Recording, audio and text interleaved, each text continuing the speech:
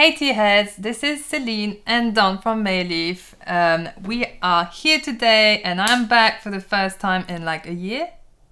Possibly. Something like that. And we're gonna do the 5 best teas of the year today. Yes, welcome to our yearly exploits in masochism as we try to do the impossible, which is to select our favourite teas of the year. At Mayleaf, the curation process, the selection process is the heart of everything we do, right? Is that rule that we set ourselves that we would never choose a tea that we wouldn't gift to our best friend, even if there's demand for it, even if it's a great tea at a great price, whatever it is, there is only one rule. Would you gift it to your best friend? So we love all of the teas that we select. And so this really is every year a struggle. Yeah. I mean, this year we had to literally. Last night I was non-stop like drinking tea for like 3 hours. I was in bed. I was and stressing. She was just drinking teas. I was just like, I was hearing you scuttering about downstairs. Yeah. and the more it went on, the more tea drunk I felt, and I kept thinking, I'm not gonna sleep. I'm gonna be messed up tomorrow. Yeah. Are you messed up? Yeah, a bit. Okay. I still feel it in my body. It's like a lingering. It's like plant medicine, isn't it? It's like you feel the aftermath of it. Yeah, no, it definitely is a slow burn. Yeah. Yeah. Well, I don't know how you slept because I came downstairs and it was just like a mess of teas everywhere. And that's the problem: as you drink more to try to cycle through them, you start to lose all sense of anything because you're so like your mouth is so like filled with so many different aromas and flavors that it's super hard. I mean, not really. In the way, it was like the more you went into it, the more you got tea drunk in different ways. So it was like taking you on a journey even more. Yeah, but did it help you to discern the differences between the teas and figure out which ones were going to be your picks today? In terms of mentally, it was helping me. I was journaling. I was writing everything down. But in terms of the taste, I was brewing harder and harder and harder. Exactly. Because I felt like I was just coated with tea. Exactly. You need to go on a proper trip. Yeah. All right. Well, so what we've done, what we do every year is we choose our top 5 teas of the year and then honourable mentions as well. As I said, all of our teas are our babies. We love them all. But we try to do this. And the only difference this year is we've set a rule where we can only pick one tea from each tea type, and I'll tell you the tea types in a bit.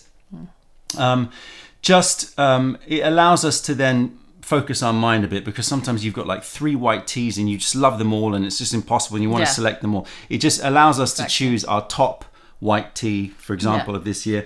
And it also means that everybody out there can understand which one is our top white tea or black tea for that year. Obviously, last time I say it, but I'll say it one more time. We love all of our teas, so they're all glorious to us. So these are the categories: white, green, yellow, light oolong, medium dark oolongs, black tea, aged raw, young raw, heicha, and I've thrown another one in, which is just blends. Tisane's blends. So there's 10 categories essentially, right? I'm interested to know if there's going to be crossovers or duplicates between us. I feel like there will be. Let's focus on your top 5 of the year first, and we'll drink it, and then I'll do my top 5. Okay. And then after that, we can talk honourable mentions, because if you tell me your honourable mentions, then I'll know what your top 5 is that's true. not. So it allows me to. That makes sense. To do a bit of a process of elimination. So should I do from 5, 4, 3, 2, 1? Yes, you should. So your number 5 tea of the year. So I went with Souchong liquor. That is weird. I know. That's such an old school classic. Yeah, I think when I was doing that whole tasting yesterday, I realized that now, like especially this year, I've gravitated towards teas that would follow my journey or my feelings. So Souchong liquor has such a chocolatey note. Like it was so 90% dark chocolate. There's really high-end chocolate that has a little bit of a cherry, like fruity note in the background. And I've been craving chocolate a lot recently. Okay. And it just gave me that comfort. Right. It is a classic. I mean, it's always been selected for its chocolatiness. Yeah. It's a very affordable tea, so there's a lot of celebrating people out there who want to buy teas of the year. So you would say it's your top black tea of 2024? In the way, usually I go for really like bright, aromatic black teas, but when I drank it, it just made me feel so good. And like I was getting hugged. And in a way, you kind of want to go for something that's right for you at the moment. The tea that really spoke to you this year. Yeah. Okay, Souchong liquor, black tea, classic Fujianese black, very, very rich in chocolate notes. Also got that liquor quality, sort of the bit of caskiness about it as well. But yeah, it is. It's a tea that we agonize over every year when we're sourcing it to really try and maintain the theme that people expect from Souchong liquor, but also obviously, if something really like particularly wow comes along, then we'll grab that one as well. Yeah. So Souchong liquor, your number 5 tea. Okay, number 4. Number 4 was yeah, that's what I'm going to be like. I'm forgetting them. They change all the time. It's Hot Glove. Hot Glove. Yeah, I had to. Yes. I had to go for the blend, hence that category, isn't it? So top tea blend, and I think that it's pretty safe to say that my top tea blend is going to be Hot Glove, whether or not it makes it to the top 5. Well, because we didn't make any other blends. We have all the signature blends. We have the signature blends. Okay, fine. But We've got the signature blend. Brand new. I'm so happy that you've thrown it in the top 5. So Hot Glove. Yeah. Why is part of your top 5? When I drank it felt like the best rock oolong I'd tasted, and I think it is that mixture of that perfect rose to rogueway combo, and I think they just fitted so well that you didn't get too much of the rose, because that's why you think I'm just gonna get rose and none of the rogueway. The rogueway shines. That's the true joy of that blend. Is that when you drink it, rose isn't like the first thing that pops it just tastes like completely full spectrum, amped up, supercharged yencha. It's not some like mediocre blend. It's like, no, you chose a really good rogueway. Really good rogueway, really good rose, and they fit together so well. And I don't know if it's like the steaming of the cake or something, but it just has like extra ferment oomph to it. Possibly. Also, because you're breaking it, you're getting a little bit more broken leaf in it. True. So it somehow hits hard as well. Yeah. The first infusion, you're like, whoa, it knocks your head off. Yeah, but it's smooth. Yeah, no, I mean, it's a really good quality tea. You wouldn't be able to get away with that for a lower quality tea, because you break it up, you just taste it. Too minerally, too bitter, too astringent, too mineral. Yeah. That's why it had to be the best. So that Bairei 100 flower oolong yencha, and then that special Yunnan rose. Yeah, and the cover was fun to do. Cover, it's like every time I see that cover sitting around, I'm like, oh, God, I've got to get the hoodie. I can't believe we haven't bought the hoodie for that. Money in it. Money in it. All right, so we could put it on business. Is it though? Probably. Anyway, different conversation. So number 4, go on. But just saying, the cover was meant to be on a different paper. It should have been glossy. I said that in the video. Oh, sorry. No, it's fine. No, I know. It is one of those things you want it to be like latex vinyl. Yeah. Sexy. Anyway, never mind. Anyway, that's okay. Next up. Number 3. I forgot it. Oh, Moonbeam Voyager. Yeah. And a very underrated tea. And you know what? I hadn't touched it in a while. Yeah. So when I had it, I did a few side-by-sides. It shocked me because it's just so, like the spices are a lot of that, what's that spice that I keep forgetting? It's not fennel. Caraway. It's so for some nutty. reason the spice caraway, I always forget that as well. Really? It's like when you meet a person and the name doesn't match.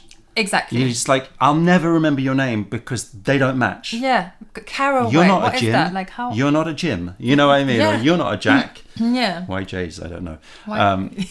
But for some reason that spice shouldn't begin with a C. It shouldn't begin with a C. I don't know what it should begin with. Something nutty, like something. Yeah. Yeah. Anyway. Caraway. It had caraway in it, and I love caraway. It's been a while since I've tried Moonbeam Voyager, but yeah, the thing I remember about Moonbeam Voyager is that really like autumnal like aroma profile. Lots of sweet notes, lots of bright notes, lots of high notes, but then this depth in it as well. This real depth in it. Yeah. And I love the cover of it. I love that cover. I really do. It's another one I want on clothes. Really? Yeah. Yeah, I wasn't so like amazed by the cover, but I think it fitted with the vibe of the tee. I just love it when the character of the cover is like small in the frame, and it just like you can't see it and then you see it, and it's that ladybird, that ladybug. Just I love it. Yeah. And there's something very evocative about the environment and everything. Oh, this is the thing. When I was tasting it, you get very specific smelling note in the wet leaves, but when you taste it, it's like all the tasting notes become the environment. Yeah. Rather than actually just pinpointing notes. And the switch from you know how raw pour has that minerality that comes through, but then sometimes it lingers and it's quite like addictive. But then with this one, it was like a breath of that zinginess that would like instantly switch to icing sugar, almost like you're breathing out. Yeah, it has a real sweetness about it. It really like it's such a smooth transition. So it has a real sweetness about it. It's in a way like a gentle tea, but at the same time it's got a richness of character. But that's why I love the cover, because it has that sort of nighttime. Everything's a bit softer and but there's a sort of feeling about it. There's a coziness about it. Yeah, there's a coziness with that lady bird wrapped in the blanket, but there's also sort of a wilderness about it as well, which I think that cover really suits that tea really well. True. But I haven't tried it for a while, so it's really good. Yeah, you should try it. Yeah. This is the problem when you're selecting these teas of the year. Like I should really try all of them again, but I didn't have time to do that. Anyway, so that's your number 3 of the year. So number 2, runner-up tea of the year from Celine is it's Blazing Heavens. Blazing Heavens. Yeah, and I struggled because I was going between Blazing Heavens and Jade Star 8. So this is an example of if we didn't create this rule of you putting one tea for each type, you might have put Jade Star 8 as part of your top 5 as well. And that's sort of like, yeah, okay, sure. Some people may say that's a valid thing to do if it's your favorite, but or if it's in your top 5. But I think that it sort of causes a little bit more of a conflict, right? Like which one should be there. It's like you don't really know what to choose in like that same arena. And in a way, like I don't think I would have chosen it anyway, because I felt like I wanted every tea to portray something in the journey of tasting teas. And in a way, they were kind of along the same lines. It's just that Jade Star had that extra oomph about it that was really intriguing, but it messes you up. Like it really, it's like it's addictive, but it's a bit druggy. Like you really feel like it's going to send you off somewhere. Whereas that's true. Blazing Heavens had the notes, the tasting notes would just threw me into summertime on holiday, and just the calmness of it, but also the visuals that was coming through was so good. Yeah. Again, I think that the cover really works with it. Yeah, it does. It's that sort of awesomeness of just nature, right? And just taking a moment to reflect and to be amongst it. You know? No, but it is at its heart still quite a calm, sense. It's not as like, woo, Jade Star send you off into the neon tunnel. I mean, I don't know, because before I had the Jade Star, I had the Blazing Heavens, and I was like, oh, it does get you there. Yeah, but it's a different thing. Exactly, it's more zen, more meditative, but you do feel a bit woozy. And I was typing notes, but by the time I'd finished Blazing Heavens, I pulled out my phone and started journaling filming, because I just couldn't anymore. But it's really good. We have to post that at some point. That tea. You got that on your phone? Yeah, I sent it to my team because I thought it was a bit funny, kind of see my journey going tea drunk. But Blazing Heavens, the scent is amazing. It's really like being in the Mediterranean. Yeah. and like the plants around in rocky areas. Yeah. That it's like the heat is seeping out the resin of each plant, and you're smelling it. Yeah, it's very ripe.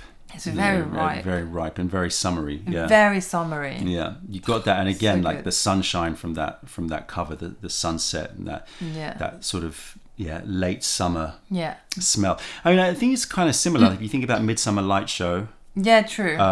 Diamond Twilight, Sunflower Ripple, that Chaumet, the aged Chaumet is always about sort of like that late summer. True. Sort of that warmth that sort of comes in from a whole summer of just the earth being baked, you know, which we don't get much in the UK, but you know, that's why you want it. That's why we always go on holiday like It's like the vitamin D is coming through the vitamin C. It's so sweet, such a sweet tea, such a you know, such an accessible tea as well. It's very accessible. You know, anybody who wants to like get somebody into tea, like and obviously at a very high sort of level, you're getting off on a very high floor. True. You're getting on a very high floor, you know, because it is such a great tea, an aged Chaumet. But yeah, it's great tea. And you can overbrew it. Like I actually overbrewed it 5 minutes, and I was like, blast that. You can blast that tea. Good. Yeah. Okay, so your top 4, just to so far, just to recap, was Souchong Liquor, Hot Glove, Moonbeam Voyager, and the one I Blazing Heaven. All right, so you've done white, you've done aged raw, you've done blend, and you've done black. Okay, so your number 1 tea of the year, I already know what it is. You already know. Everyone knows. I've been like banging on about it. Is Hunting for Pralines. Yeah. Because that tea came at the perfect time. The artwork for it was the first time that I just like I went in there. Remember? You went in. I just did it. And something came out. No. Oh, okay. Like when you told me how people think about artwork, I'm like, this is not what it's meant to be. Okay, this is much more spiritual. Okay. This was probably the only cover, right, that we've done where we didn't really talk about it. No, we didn't talk about it. I just came downstairs one day and you're like, oh, I did the cover for that. And I was like, mental. Yeah, you were like, it's mental. But all right, let's go with it. I remember we came up with the name. I was like, we came up with Hunting for Pralines. Oh, was it the name first? Yeah, it was the name first. Oh, wow. And then you went all backwards. And then you went into that thing. Yeah, it's like, you know, it's like opening up into world. I'd love universe. to know what you were thinking. I mean, like for me, it is. You know, what? No, I mean, like I have my own sort of like impression of it, like sort of tearing apart reality and this sort of sub-reality from the mundane world with the cars driving around, and like there's this other deeper reality which is all sort of energetic with these waves and this interference pattern. But that's how I read it. I don't know if that's what you. It wasn't exactly like that, but I like it. I like the interpretation. It was definitely more on the like showing a journey and like going through things in multiple universes and the energies around it, and just pushing through. Everything I say now reminds me of what some people might think. Some people have made comments about some sort of sexualization around that cover, or like something quite grotesque. Some art that was done very early in the internet that was never used as a reference. So we're not That's not what this is about. Do you want to heat up that kettle? Yeah. So this is Phu brick, our first Phu brick from Hunan. There's a whole video about it. I'll stick a link in the description below. You know, really high quality material, good level of the golden spores, but not excessive amounts of golden spores. This is now a theme that is going to be talked about a lot whenever people talk about this tea. Because I think that it's a relatively contentious opinion, because if you look online, everywhere it says, I need to push it again. Everywhere it says that the more spores, the better the tea. I disagree. Interested to know everyone's thoughts, but the reaction to this tea has been pretty much unanimously yay. Yeah. You've been telling me that people have been coming in wanting to buy a sampler and walking out with a brick. Yeah, like tasting in the tea house just to get to know it, and then going home with it. And I'm like, I get it because that's how I felt about it. It's a mega tea. Yeah, it is a mega I've just been going for that tea a lot. Yeah. And we've tried ones where it's like more pause, and some honestly have no taste. Like, what? Or you just taste that weird little honeyed caramel funk slightly of the spores themselves. Too much. True. Okay. You're brewing. So I said, why not also pick some teaware that you really love this year? So you've picked the Fountain. Yeah, I was debating between that one and the pink. Is it Pink de Roi Gaiwan? Because I just find that so beautiful. Yeah, it is. It's more feminine, but it's a perfect tint. It's a perfect tint, pink. yeah. It's a perfectly unisex tint. Yeah, but with this kind of tea, I'm gonna funk it up with a bit of clay. Scoop. Okay. This has just come back in. If you're watching at time of release. Hi. Oh yeah, I've been. People have been asking about it actually. Well, I saw that you have stock in Camden already of the old one when I looked yesterday. Might be a wrong stock. Somebody's not doing a stock count properly. No, I'm sorry. Look, I'm getting back on there. I feel like I say that every year, every day, every week. Unless they've been used at the bar, maybe. It's fine. I will check that out. We need a stock count of it. Yeah. Because I was like, yeah, it's back. And I was like, we've had 3 in Camden all this time. No, it's not possible. Okay. Not possible. 5 grams? Yeah. Good? I don't know. Is it?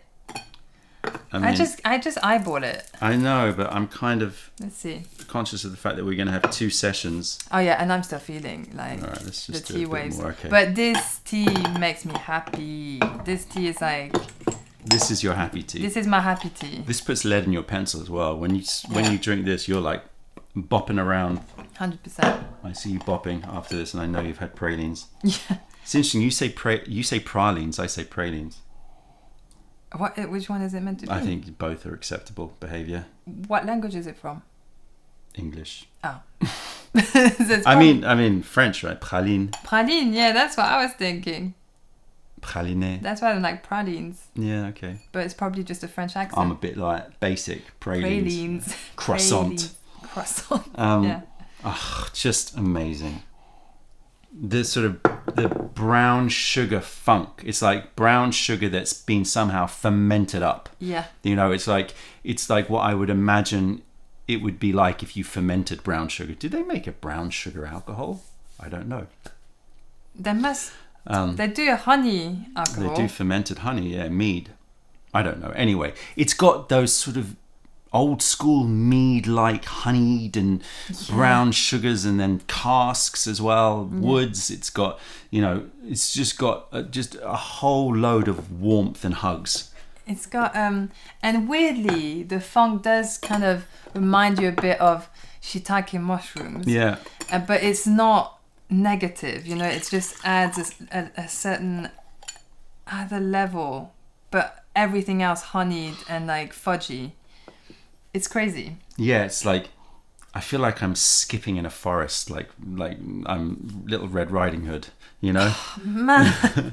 But with like a little basket full of like candies and chocolates and things for my grandmother, Yeah. Like I know all over me.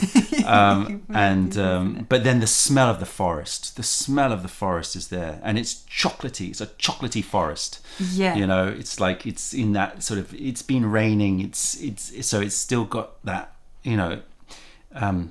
that fudgy quality to the woodsiness and the earthiness, but it's not dank. It's also really clean in a way. It's like why is it in that cartoon where they make a house out of candies, but this is like a forest made out of chocolate and caramel and candies, but like dark candies. And also those little chocolate button mushrooms, like you get the mushroom. There's a mushroomy note, like you say. There's a woodsy note. Yeah. But it's all like it's been drenched in brown sugar syrup. Exactly. Like somehow. Yeah, with a little bit of salt, because you always have to have a bit of salt with your dessert. Oh my gosh, if you've not seen my video about boiling this tea, then check it out. With that salt, I mean, I'm addicted to it. Like when you did it like a butter tea. Experiments are happening. That's for a future video. But yeah, it's nowadays, like if I know that I've got a full day ahead of me and I don't have time to brew tea, I'll just whack some hunting for pralines or other HR, and I'll just boil it up and I'll just have it on, just constantly scooping myself some tea. Oh my goodness, I got a new note. Got a new note. I've got a new tasting note, smelling note. It smells like you know, I don't know if I can say it. You know that plant that we like that you decarb. Weed. Yeah, I don't know if you can say it nowadays. I think everyone gets like knocked down if, videos gets like buried. You reckon we're gonna get it's possible. Throttled. It's possible. Yeah, when you decarb it. The smell of decarbing. Yeah, or like vaped. Yeah, the Do you know? the vaped After. the vaped stuff. Yeah, so actually, it's the baked vaped stuff. Yeah, it's not the first time I thought of this. Actually, I just Oh, forgot. that's true. Yeah, it's absolutely true. It's in there too. that's mad.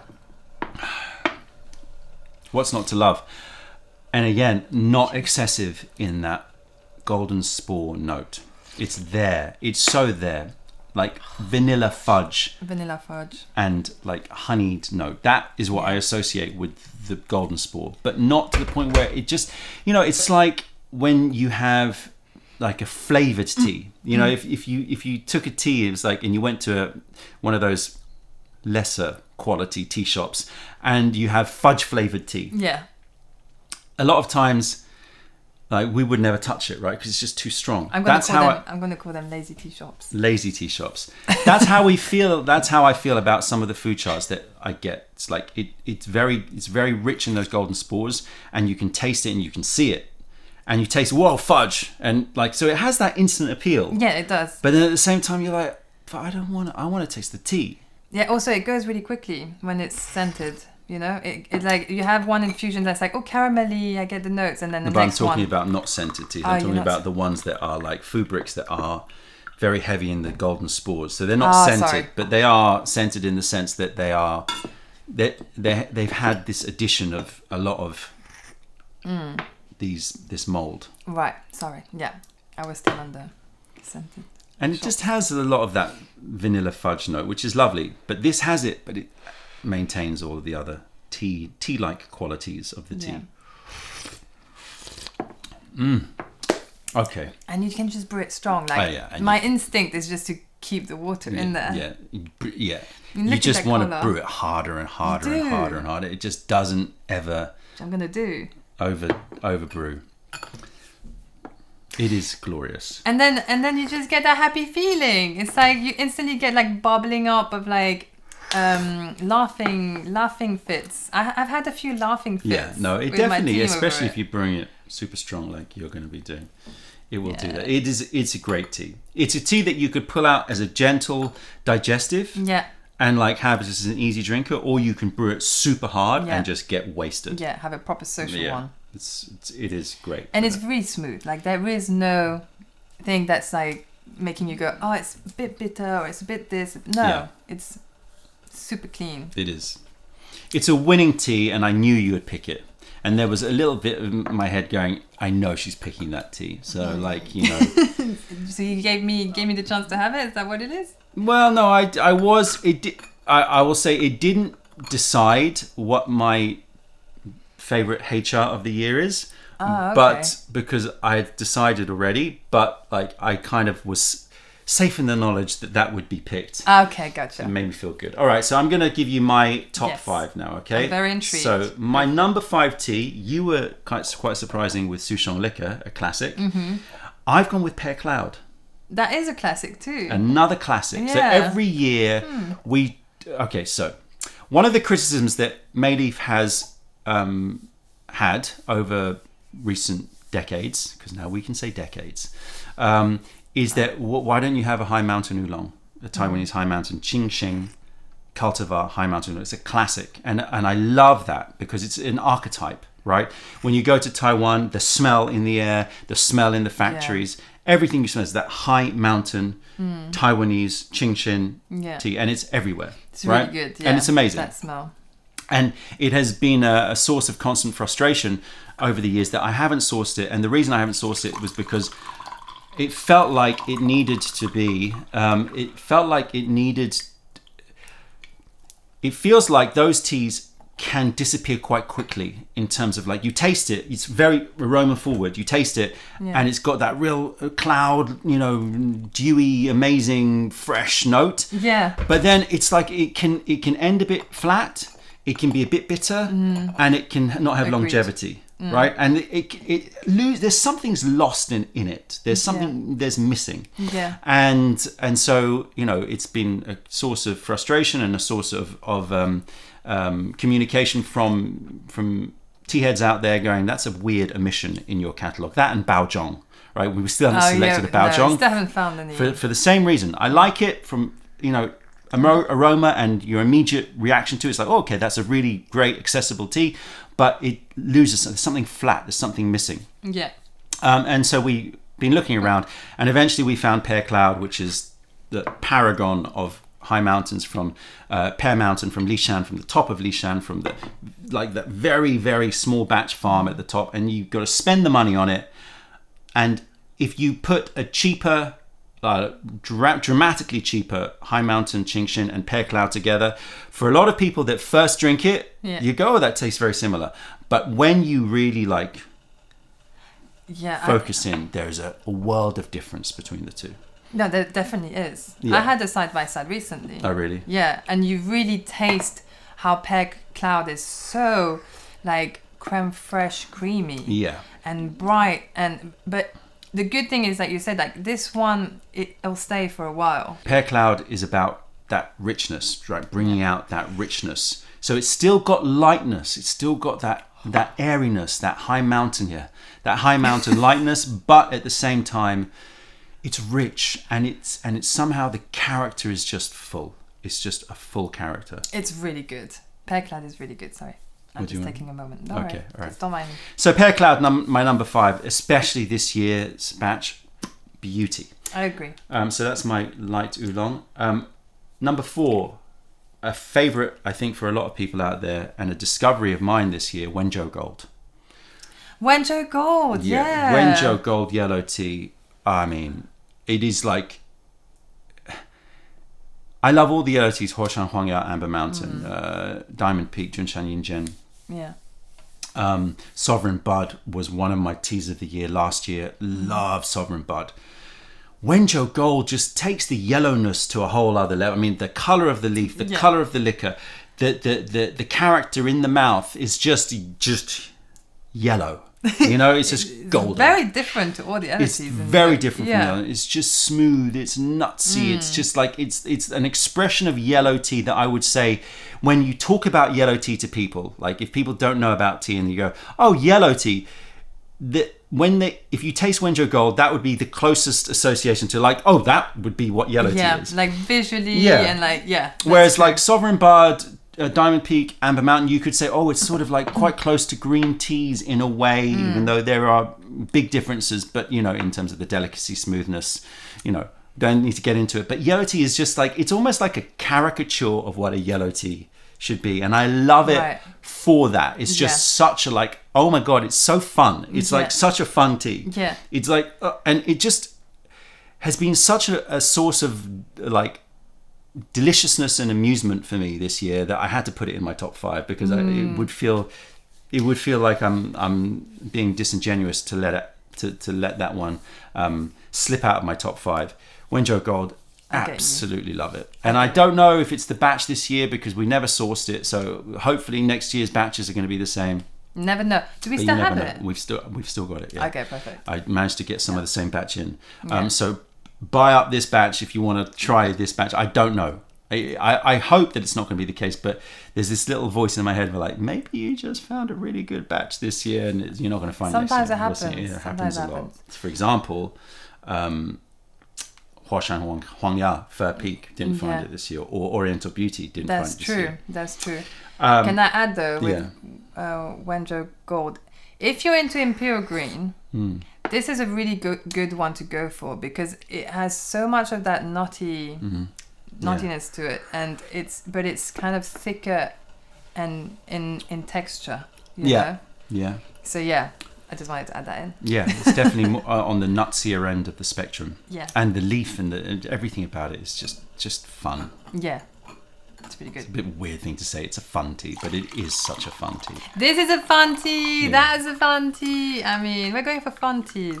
Well, my next tea is not so fun. It's not so fun? It's a little bit deeper, a little bit more sitting around the campfire late at night under the moonlight. It's Midnight Oracle. I love this aged pu'er. Oh, yeah. We don't do aged pu'ers that often.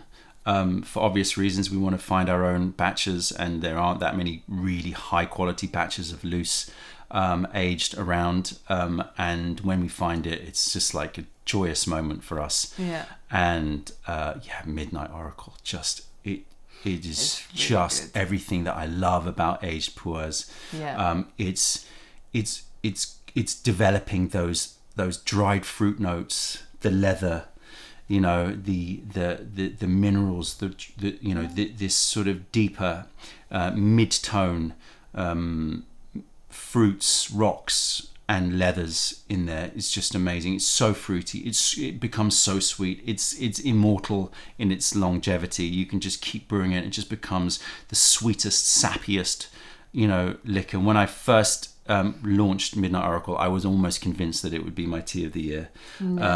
It sort of slipped a couple of places down, but it's still definitely, up there as one of my favorite teas of this year. I haven't drunk enough of it, bizarrely, because I've been sourcing and sampling and, not having an opportunity. But every time I have a session with Midnight Oracle, I'm always just in heaven, because it is just everything I want from an aged raw. Yeah, we messed up a little bit. Really? Because I put it in my top 5. What do you mean? I put Midnight Oracle in my top 5. Well, you didn't say it. I know. That's what I'm just thinking. It's Would you- did I so miss your out? What's I your missed list? out my Midnight Oracle. I did Well- 4 basically. Did you? Didn't I? You did. See? This Go- is why. go read your top This is why 5. Dan doesn't have me on video anymore. Read your top 5. Souchong Liquor, Hot Club, Blazing Heavens, Midnight Oracle, and Hunting for Pralines. I can't count. This is official. Well, I couldn't count either. Everyone out there is like, what? Where was her 4? Where was her number 2? When you said that, I no, was we like, said wait. no, runner-up. You said runner-up. Oh, maybe I said runner-up and you said Blazing Heaven, and I shouldn't have said runner-up. I probably messed it up. We both I probably like messed up. Midnight Oracle. Okay, so Midnight Oracle's in your top. Oh yeah, that's true. Because I was like, that's the tea I put in there. Okay, so we both have it. You have it as your number 2. My number 2. I just have to check now. I have it as my number 3, right? Oh, interesting. So Okay. Midnight Oracle. Okay, Okay. so we can be on the same page there. All good. It is a specialty. Special. I love it, Very special. and it's just gonna get even better, which is just a remarkable thing to say. So that's my number 3. My number 2 is my favorite young raw pu'er of this year. I didn't try Moonbeam Voyager, so What did you put I in? have just drunk Honey Tripper. Oh, all the time. Of course. For me, it is like Midnight Oracle. It somehow encapsulates perfection in a raw pu'er for me. I knew you were going to go for that. The honeyed notes of it. Yeah. The honeyed notes of it, just I can't get enough of it. It's just so comforting and so sweet and so soothing, but at the same time it's so edgy. Yeah. It's got edgy. all of these funky things happening, and it's got a little bit like Moonbeam Voyager. I think, did we both pick autumn teas for our raw? I think we did. Yeah, so that's kind of interesting. It's got that very aroma forwards, but then deep set spiciness to it, and the trippiness. Yeah. I mean, the Honey Tripper for me is the tea drunk tea of choice. If I want to really just feel something different, really alter my sense of physicality in space, Honey Tripper brewed strong. Yeah. More than Sends me off. Hunting for Praline. Yeah. I haven't had it in a while, to be fair. Honey Tripper, Apart from and tasting it quickly yesterday. and literally from first infusion, you sip it and you're Yeah. like, whoa, phew, this Okay. it is something else. and that mad honey that the honey badger is drinking. Also, my animal is the honey badger. Yeah, it's fitting. My what's it called? Your animal horoscope, I think. Yeah, but what's the horoscope called? It's not a the primal animal. Primal animal Is the honey badger, and so I don't know, like if it just speaks to me, but I mean the tea fits you in a way. It fits me, and it like Souchong year fit your year. Like Honey Tripper fit my year. It's been a dark year, and like that cover, and just like finding that sweetness and that comfort, and just like going deep into just some sort of deep ass meditation, and just going deep into, you know, yourself. Honey Tripper has just been that for me, and it was nearly my tea of the year this year.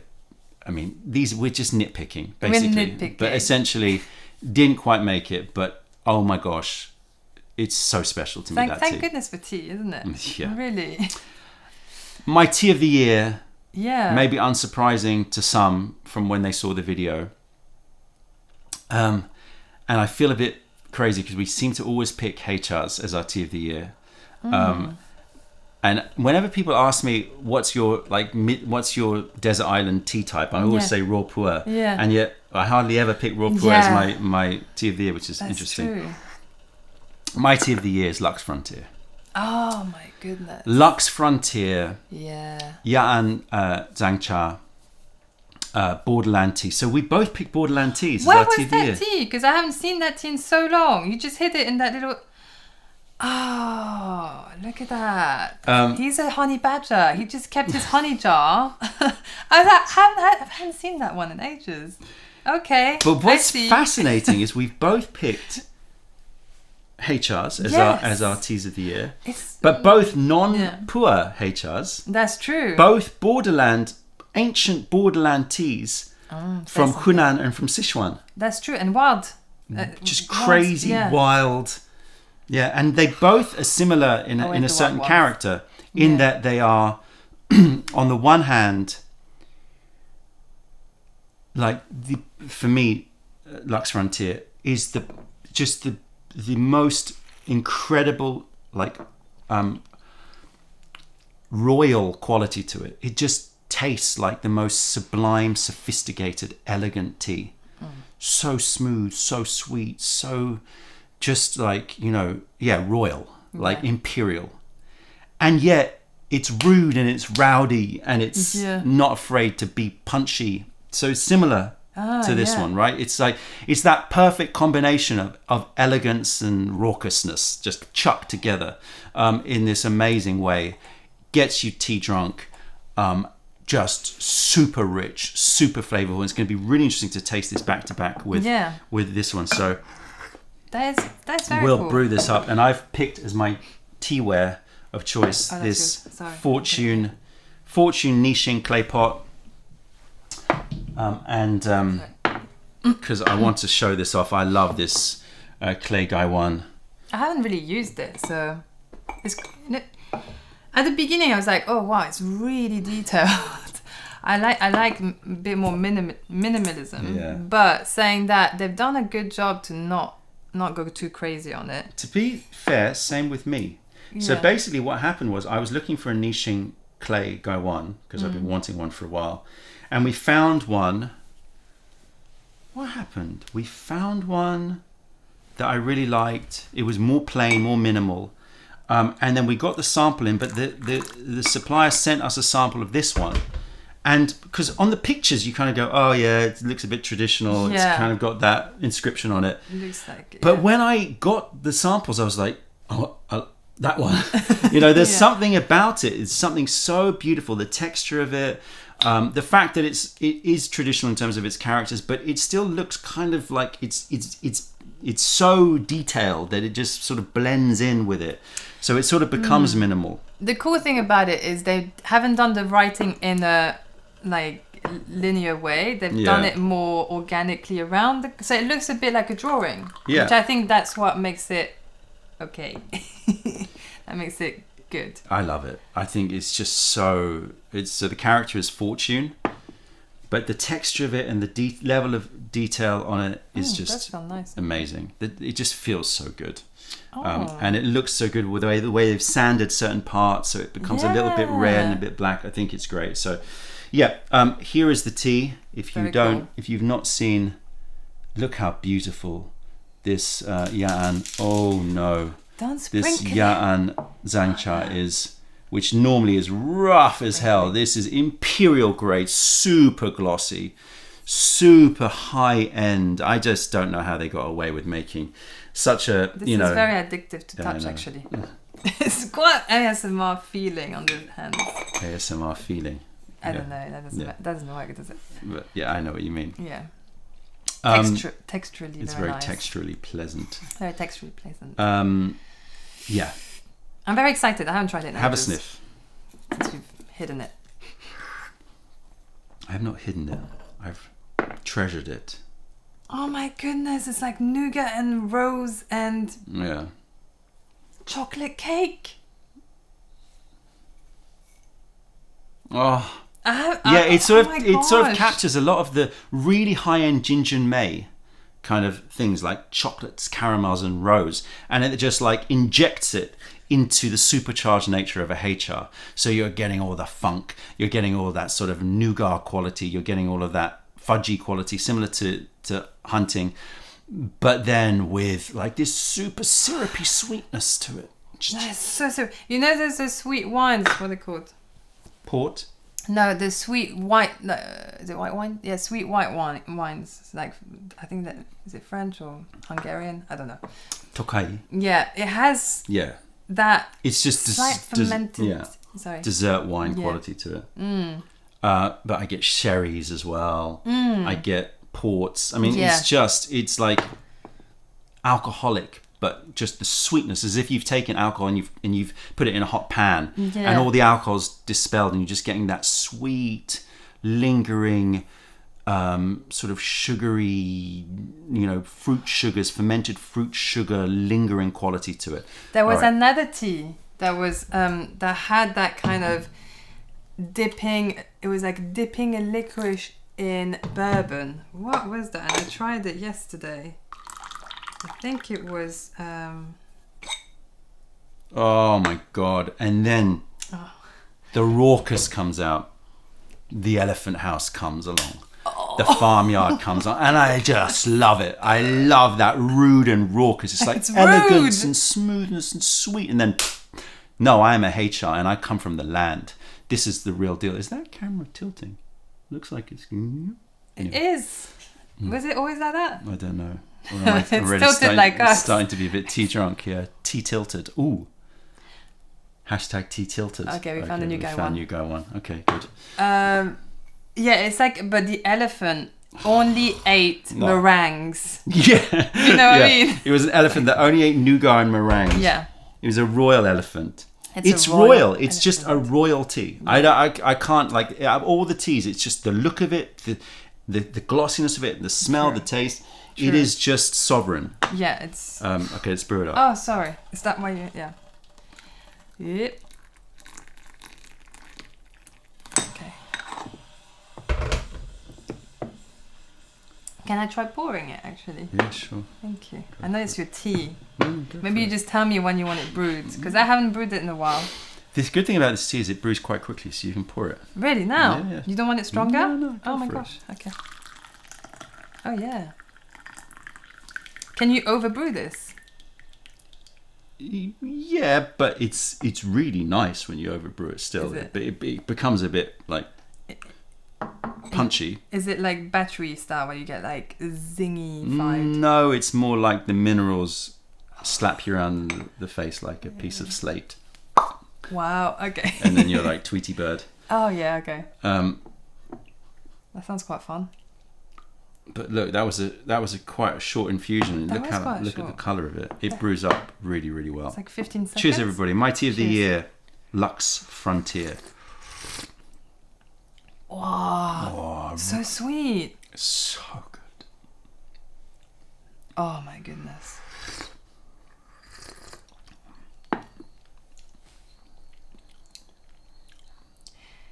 The aftertaste of that. It's like those sweet wines, but a licorice has been dropped in. You know? Yeah. Because it still has a lot of florals, but there's that dank It's so thing sweet. going on. How is it so sweet? How is it so sweet? It's like licorice, burnt sugar, a little bit sugar. of rose syrup. Rose syrup, yeah. I mean, and the coating quality of the smooth, silky, oily coating quality of it is spectacular. You could even say like a long and honey taste to it. Yeah, it's got long an in it. It's got those little fruit spikiness. Yeah. What's that other fruity honey? It's a lot of honeys. Like a lot of different. It's a major tea. Wow. I just cannot talk highly enough about it. And if you've tried Ya'an Zhangchas before, you know that they're great teas.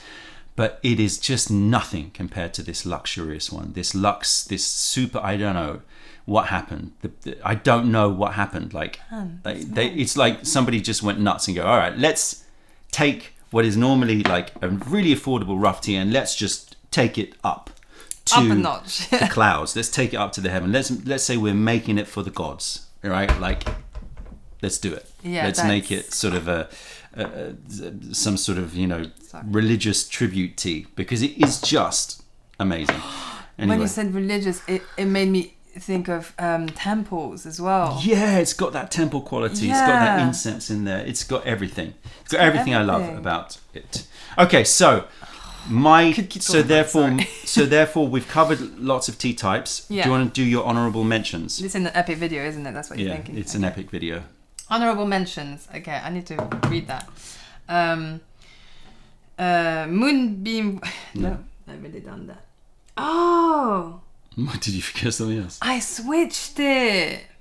Maybe that's what I did. What Instead of Midnight Oracle, I did Moonbeam Voyager. You see? This is the problem when you like too many teas. You see? Okay. We're going to have to stick with Moonbeam then. Yeah. Okay, so honourable mention is Midnight Oracle. I'm so sorry. This is a mess. Pear Cloud. It's good to have you back. All right, so... You're going to hate this edit. Moonbeam Voyager. No, I won't edit it. Yeah. Moonbeam Voyage. So, Midnight Oracle is your honourable mention. So that's your aged raw of the year. Pear Cloud, did I hear you just say? Pear Cloud. Okay, so we match on our young green oolong. So Pear Cloud. Yeah. Just quick thing though. Midnight Oracle had so much brioche. I have to mention this. It had brioche last night. And then you cut the brioche in half, and then you put bacon, but yeah, maple syrup bacon in the middle, and then you wrap it in tobacco leaf, and then you drizzle it with, is it honey?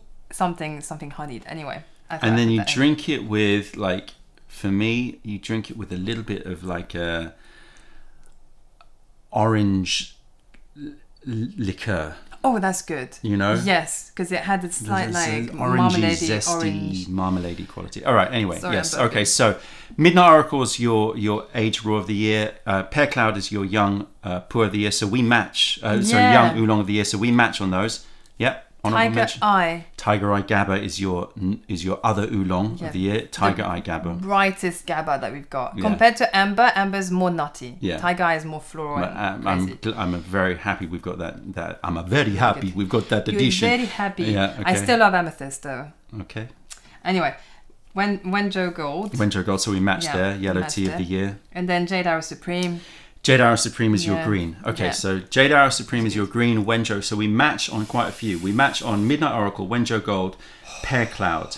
All right, my honourable mentions of the year for my blend, Hot Glove, Obs. For my green tea, Fur Peak Supreme this year. I absolutely went nuts for it. It went out of stock super quickly. Yeah, I didn't really have much of that. I don't think I had any of that, actually. My oolong, medium to dark oolong, Golden Turtle. I like, and it was nudging for top 5. Really? We're not doing a video on it this year, but Golden Turtle has sneaked into the catalogue, and it is just so everything I want from a Golden Turtle. Okay. My black tea of the year, Sultan's Quill. Oh yeah, okay, I get you. Because it's so different, So right? different. It's Yeah. just a marketplace of overripe fruits and spices. It's just Saffron. amazing. Yeah. Saffron and on. like overripe mangoes. It's just amazing. My white tea of the year was difficult choosing between the two of them. Which one? But I picked Jade Star 8 Between which one? Jade Star 8 and Blazing Heavens. Really? Yeah. You had that? Ah, okay. Interesting. Jade Star 8. Yeah, I'm glad you chose Jade Jade Star 8 was my white tea of the year. So there you go. those are our honourable mentions. Very good, very good. And I think we've got like 3 or 4 crossovers. But we both picked Borderland HRs for our tea of the years. This is the year of Borderland HRs, clearly. Yeah, I mean, go for it, guys, because like, it's so good. How punchy does that get? It's so punchy, but it's like punchy in more of a like acidity. It's like almost like hibiscus got dropped in. Hibiscus and rosehip. That's It's it. added Yeah. to the mix, but with the licorice and sweetness. Yeah. And already I feel myself wanting to... No, it's definitely bouncy. It's very strong. This is strong. With those two, I mean, we're gonna literally be bouncing off the walls. Yeah, we are flying. This is really good. So there you go. Our teas of the year. Let us know your teas of the year in the comments section below. We'd love to hear from them. We're going to try to get some details of our teams of the year. Maybe it'll be at the end of this video, maybe in another video. But this video is super long, so we better leave it here. 2024 has been interesting. 2024 has been the hardest year of my life. But intense. tea has always been an anchor to stabilize us during the storms, and a refuge from the winds. So thank the oneness for tea. It helps transformation. It has been a remarkable companion over the last year. Let us know your teas of the year, and onwards and upwards to 2025. Yeah. Hopefully we find some mega batches for the next 12 months. That's it, tea heads. Check out other videos, taste our teas wherever you're on the world by browsing mayleaf.com, and come visit us if you're ever in London. Other than that, this is Celine and I'm Don from Mayleaf. Thank you for being part of the revelation of true tea. Stay away from those tea bags. Keep drinking the top stuff and spread the word, because nobody deserves bad tea. No. Bye. Bye.